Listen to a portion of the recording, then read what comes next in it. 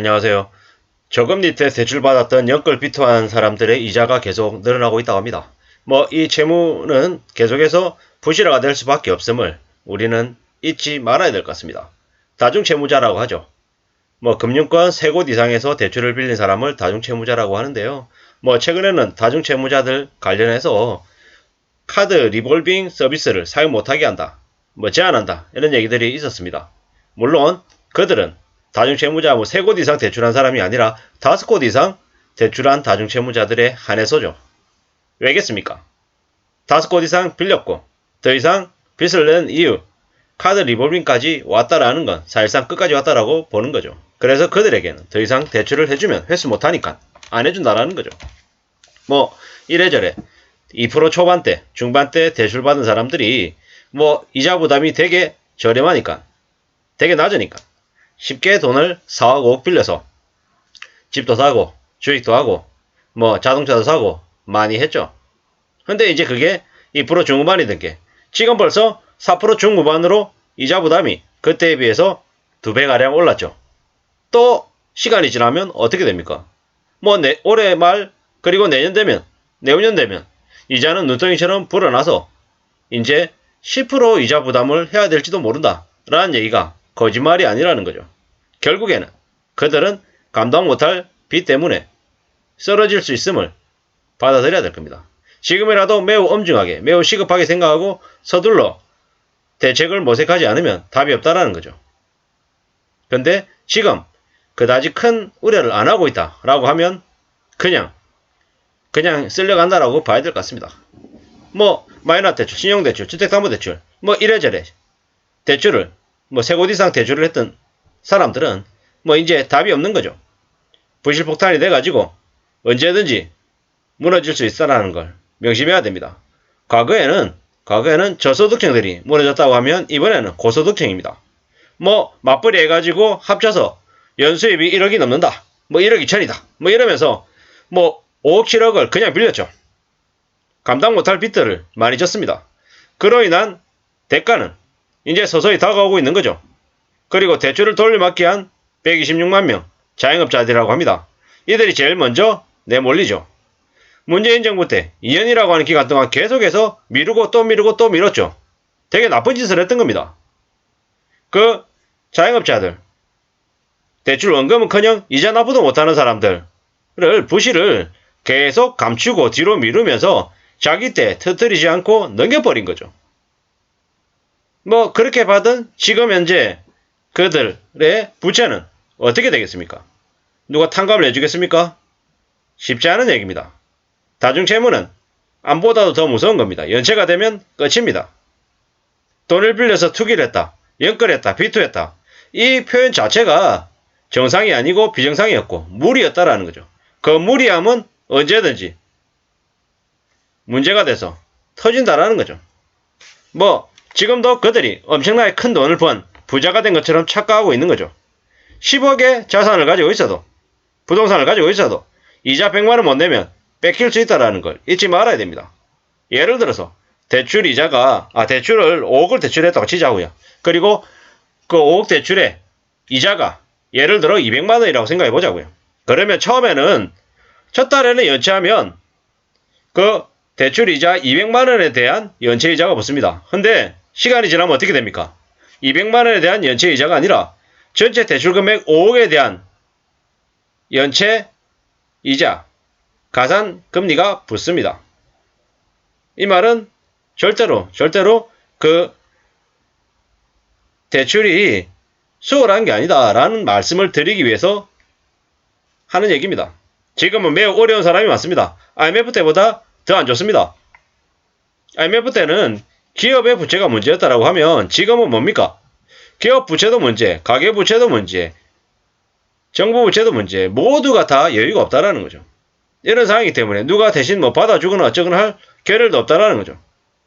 지금 5채, 7채, 10채 이렇게 무리하게 다주택을 소유하고 있는 이들이 적지 않다라는 거죠.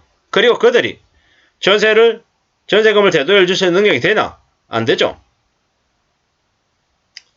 어쩌자고 이렇게 문재인 정부 때 무수히 많은 이 부동산 거품들을 방치했나라는 생각을 해봅니다. 그래도 윤석열 정부 때는 지금은 전 사기범 관련해서 형사 수사가 들어가고 처벌하겠다라고 나서는데, 아니 의석수를 그렇게 많이 몰아주고 힘을 그렇게 많이 실어줬는데 왜 아무것도 안하고 부동산 거품을 저렇게 많이 일으켜가지고 망가뜨렸을까라는 거죠.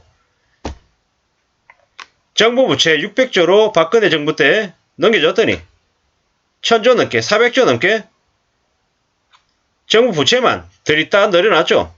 게다가 부동산 시세를 호가 기준으로 3, 4배를 만들어놔서 그냥 개판을 만들어놨죠. 개판을. 제대로 된 것들을 바로잡고 제대로 된 정책들을 펼치고 국민들의 민생을 봐주기를 바랬는데 되려 더 망가뜨려놨다는 생각이 듭니다. 참 씁쓸한 얘기죠. 앞으로 부동산이 엄청나게 많이 밀려 나올 것 같습니다. 지금 어딥니까? 동대문구 답심리 쪽에 오피스텔이 7억 중반 이렇게 분양이 되고 할 정도로 부동산 시장이 미쳤죠. 그런 것들이 나중에 1억이 된다, 2억이 된다. 그래도 한들 누가 뛰어들어서 누가 살까 이런 생각들도 막 드는 거죠. 너무 비싸졌다, 너무 비싸졌다라는 거죠. 강남의 아파트들 30평 아파트가 25억 30억을 얘기하니까 평당 1억이라고 하니까 저게 뭔가 싶은 거죠.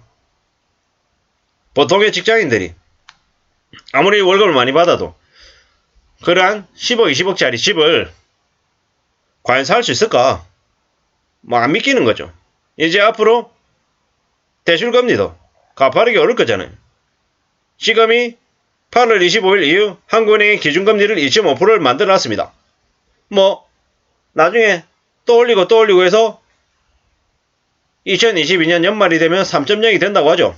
저는 개인적으로 그게 매우 속도가 더디다고 생각하는데요. 그럼에도 불구하고 3.0 이상은 갈 거죠.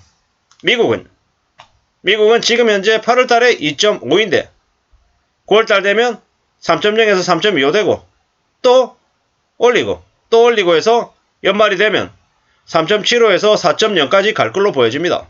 한미금리 역전이 매우 크잖아요. 내년 되면요. 내년에는 내년대로 한국은행이 금리를 또 올릴 수밖에 없을 겁니다.